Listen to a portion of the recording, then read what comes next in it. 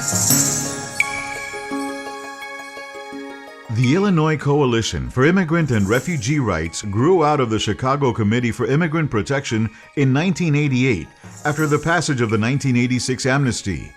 And over the past 25 years, it has become a preeminent immigrant rights coalition in the nation. A number of groups around the city and organizations got involved in establishing a coalition to figure out ways to make sure that as many people as possible could get legalized. And so this happened in '86, and the primary organizations at the beginning were what's now known as Heartland Alliance for Human Needs and Human Rights, State Legalization Impact Assistance Grants. And this was the funding that was established to make sure that organizations could provide English language services and citizenship services to people who went through IRCA. In 1990, the advocacy that the coalition engaged in was around family unity, bringing together family members that were separated because they had entered the country after the cutoff.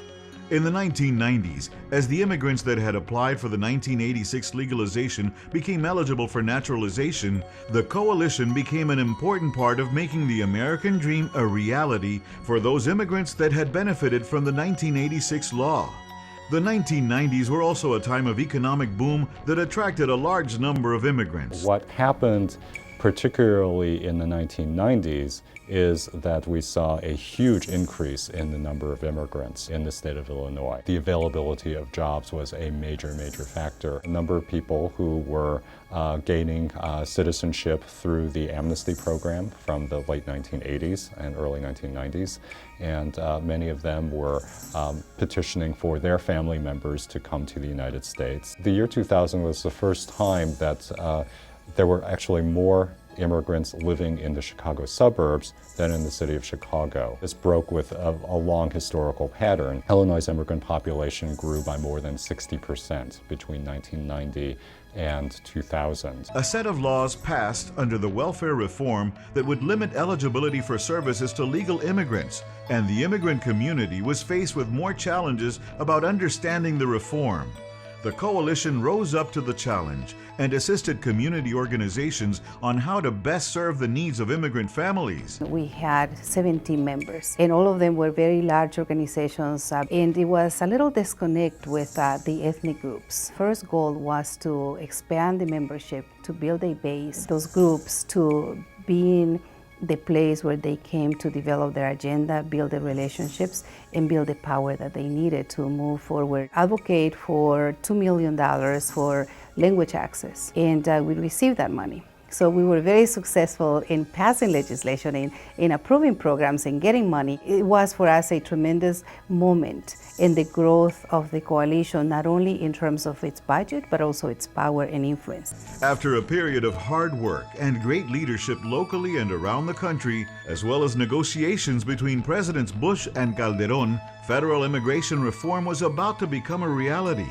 But the September 11, 2001 terrorist attacks took place and brought a totally different reality to immigrant communities, where Muslims particularly were made a target of civil rights violations.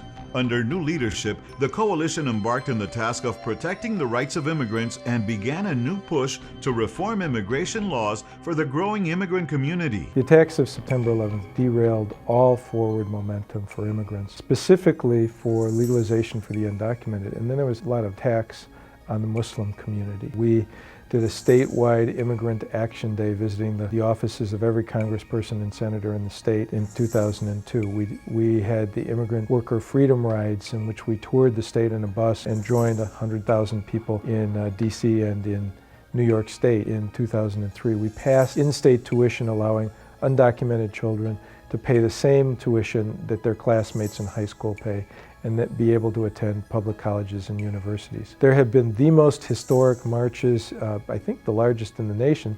March 10th in 2006, there were 400,000, and then May 1st, there were 700,000 in Illinois.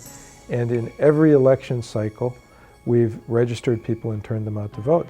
At the end of 2005, an anti-immigrant bill introduced by Congressman Sensenbrenner prompted an unprecedented response by the immigrant community. Massive marches against the bill across the country, with the largest numbers here in Chicago. This Sensenbrenner bill would have criminalized everyone in our community. It would have taken anyone who, besides undocumented immigrants themselves, it would have taken anyone that helps, anyone that aids, anyone who is at the side of an undocumented immigrant and made them into a criminal. That includes our priests, that includes our teachers, that includes just about all of us. Played a tremendous role because it's-based organizations like Instituto and Mujeres and Resurrection Project and others were at the table along with other ethnic groups that needed to be represented in the march as well. The diversity of the coalition in members and issues has helped build power for immigrants across the state. Part of building power is really having more of our communities engaged in civic participation. So that means voting, participating in the census, bringing together and registering thousands of voters over the last few years, as well as getting them out to vote. We're immigrants, we're also becoming naturalized citizens. We have children in this country that are supporting the families that are in most jeopardy. Not only do you have Asian American communities such as the Chinese American, Korean American, and South Asian communities, but we also have great refugee communities, African communities, and Polish communities, and that has been a strong point over the last decade. The coalition has been recognized nationally for its efforts to better integrate immigrant communities and for developing leadership skills. The Illinois Coalition for Immigrant Refugee Rights receiving the E Pluribus Unum Award was of great significance, not only here locally but nationally. It really showcased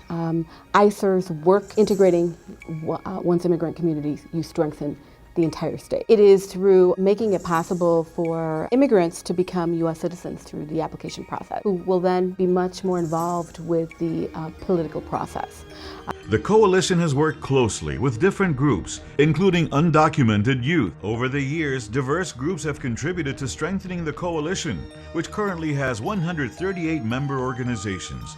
It is moving forward with a strong foundation, leadership, and a strategic vision to continue building power for immigrants and refugees. The Illinois Coalition for Immigrant and Refugee Rights acts as an essential catalyst in building political power in immigrant communities.